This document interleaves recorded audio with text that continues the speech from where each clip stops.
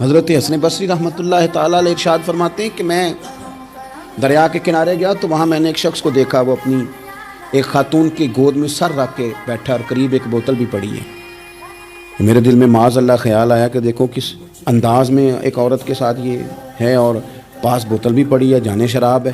کہتے میں سوچ ہی رہا تھا کہ اچانک ایک کشتی آ رہی تھی دریا میں، وہ ہج کو لے کھائے، کشتی میں 4-5 لوگ تھے، وہ دریا میں ڈوبنے لگے۔ وہ آدمی تیزی سے اٹھا، دریا میں چھلانگ لگائی، پہلے ایک کو نکالا، پھر دوسرا نکالا، پھر تیسرا نکالا، ایک بندہ رہ گیا۔ کہنے لگا حضور مجھے تو آپ نے گناہگار سمجھا ہے، میں تو بڑے غلط انداز میں یہاں بیٹھا ہوں، آپ نے جو سوچا چلیں گے چوتھا بندہ آپ نکالنا ہے، کرے نا یہ کام، کرے نا یہ کام۔ بڑے بھولے بھالے، بڑے اللہ والے، ریاض آپ کو بس ہم ہی جانتے ہیں، اتنی جلدی فتویٰ۔ حضرت حسن بصری فرماتے ہیں میں پشیمان ہوا، میں نے کہا مجھے تیرنا نہیں آتا، تو دیر نہ کر، چوتھا ڈوب نہ جائے۔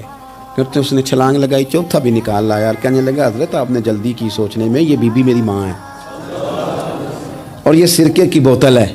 ہم ماں بیٹے کا یہ مشغلہ ہے کہ یہ وہ جگہ ہے جہاں آ کے لوگ مسافر اترتے ہیں، اور یہاں سے کسی کا گھر 100 میل ہے، کسی کا 200 میل ہے۔ ہم صبح سرکہ، کھجوریں، روٹیاں لے کے یہاں آتے ہیں، مسافروں کی نوکری کرتے ہیں، کوئی پریشان ہو تو مدد کرتے ہیں۔ حضرت خواجہ حسن بصری فرماتے ہیں میں نے معافی مانگی، ان سے بھی مانگی، رب سے بھی مانگی۔